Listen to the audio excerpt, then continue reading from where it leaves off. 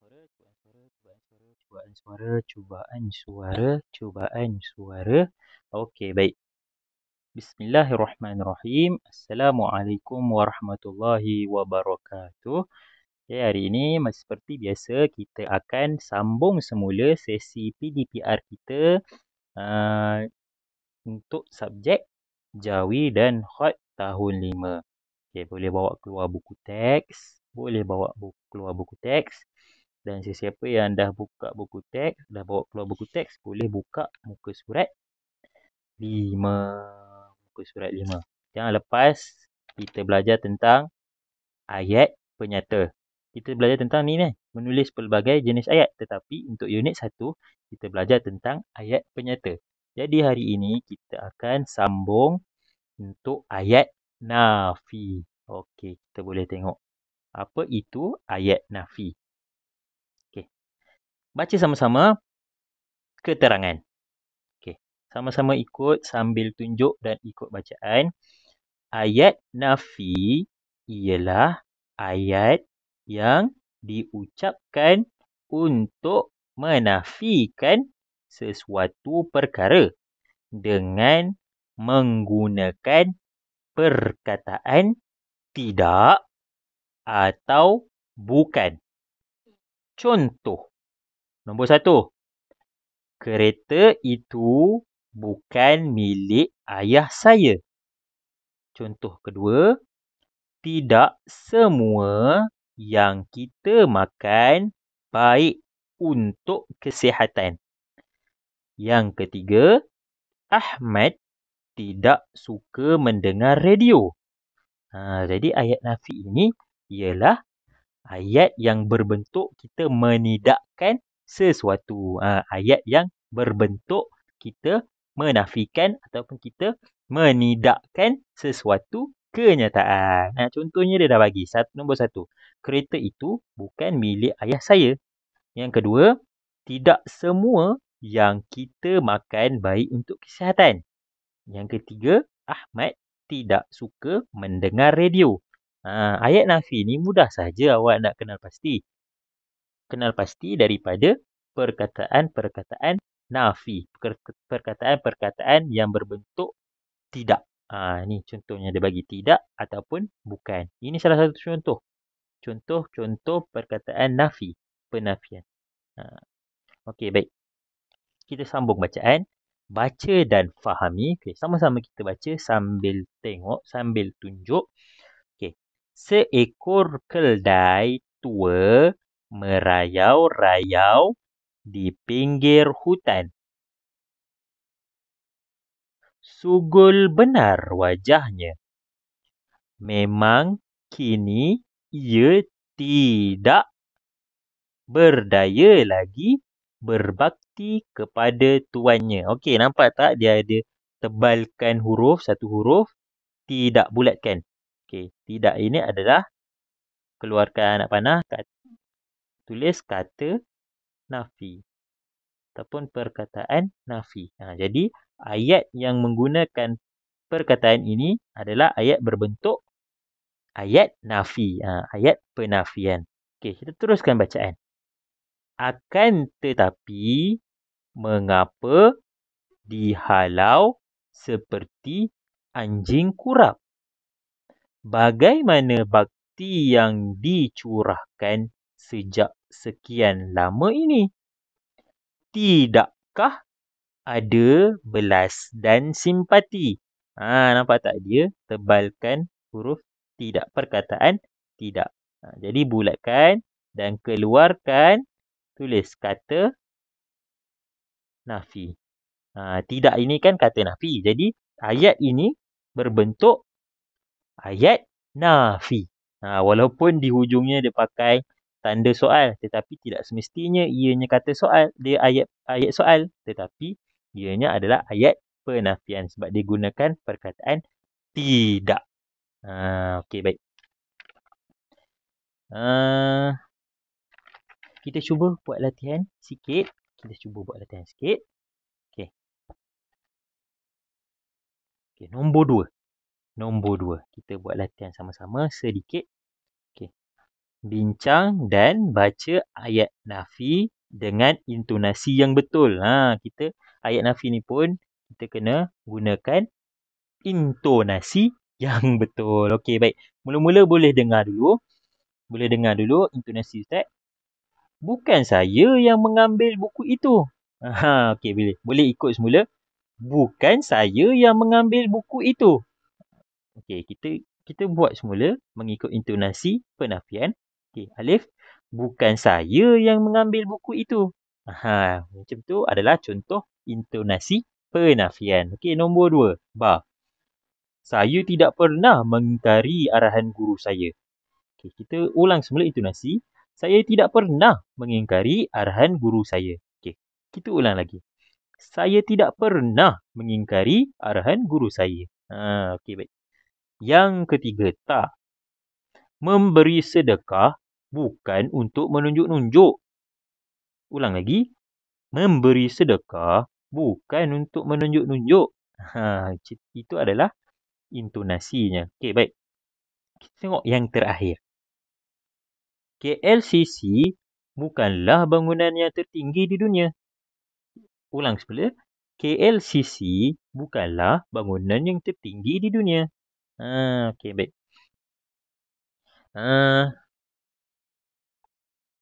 Kita tengok latihan yang seterusnya pada buku teks. Bawah sekali, muka surat 6 ni. Bawah sekali, surat 6. Okey. Baca arahan. Salin dan tandakan right ataupun betul untuk ayat penyata dan pangkah untuk ayat nafi. Okey, yang ni awak tak perlu salin semula dalam buku. Tulis, tak apa, tak perlu. Kita buat sama-sama dan kita tulis terus pada buku teks. Okey, baik. Kita baca sama-sama. Nombor 1. Bukan saya yang memecahkan gelas itu. Dia ayat penyata ke ayat nafi? Ayat nafi sebab adanya perkataan ataupun kata nafi dekat dalam ni. Jadi mana kata nafinya? Kata nafinya adalah bukan. Maknanya dia adalah ayat nafi. Ayat nafi pangkah ke right? Pangkah. Okey, baik. Kita teruskan. Nombor 2. Sekolah ialah tempat menuntut ilmu. Okey, nombor 2 ni ada tak ayat nafi? Ada tak perkata nafi? Tak ada. Jadi, ianya adalah ayat penyata. Ayat penyata kita dah belajar kan sebelum ni. Pada minggu lepas, ayat penyata kita dah belajar. Okey, baik. Maknanya ianya adalah kata nafi. Kita kena letak tanda right. Betul. Okey, seterusnya. Nombor 3. Abu tidak pernah punting kelas tambahan. Okey, kita tengok nombor 3 ni. Ada tak kata nafi ataupun perkataan nafi? Okey, ada. Yang mana? Yang ini. Tidak. Bulatkan. Ini adalah kata nafi. Perkataan nafi. Maknanya ianya adalah ayat nafi. Ayat nafi kita perlu letak tanda pangkah. Okey, yang terakhir. Nombor 4. Ikhlas salah satu sifat yang terpuji. Ada ke tidak kata nafi? Ada salah ni. Tapi salah ni bukannya berbentuk nafi. Ianya adalah berbentuk pernyataan. Jadi ini bukannya ayat nafi. Ianya adalah ayat penyata. Jadi tandakan right. Oh maaf, salah ni bukannya perkataan nafi. Bukan perkataan nafi. Bukan perkataan nafi. Kalau kata nafi selalunya adalah tidak ataupun bukan. Jadi nombor 4 ni, maaf Ustaz silap. Salah ni bukannya kata nafi. Tidak. Kata nafi bukan ataupun tidak. Maknanya ianya betul lah. Ini memang adalah ayat penyata. Okey, baik. Sekarang ni, bawa keluar buku latihan jawi yang ada angkasa lepas ni. Okey, baik. Buka muka surat 1. Okey, buka muka surat 1. Okey. Yang ini ayat penyata yang lepas. Kita belum buat lagi kan? Dia punya latihan. Jadi, boleh buat, okay, muka surat 1, isi tempat kosong dengan jawapan yang betul. Ayat yang tempat kosong dengan maksud membuat satu tempat kosong, ayat penyata mempunyai tempat kosong dan seterusnya. Ini adalah maksud ataupun pengertian ayat penyata. Jadi boleh rujuk muka surat 1.